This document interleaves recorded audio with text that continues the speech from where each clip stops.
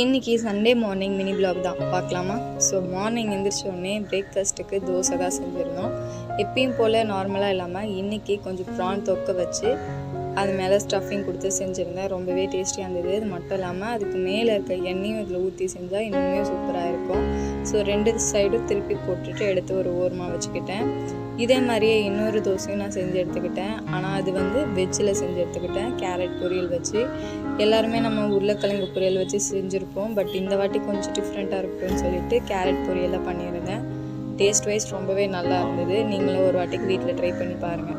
இந்த carrot stuffing dosa நீங்கள் சாப்பிட்ருக்கீங்களான்னு சொல்லிட்டு கீழே கமெண்ட் செக்ஷனில் கமெண்ட் பண்ணுங்கள். இந்த மாதிரி ஒன் சைடு நம்ம வேக வச்சு எடுக்கிற தோசையை லோ ஃப்ளேமில் வச்சு செய்யுங்க. இல்லைன்னா என்ன மாதிரி கருகிடும் உங்களுக்கும்.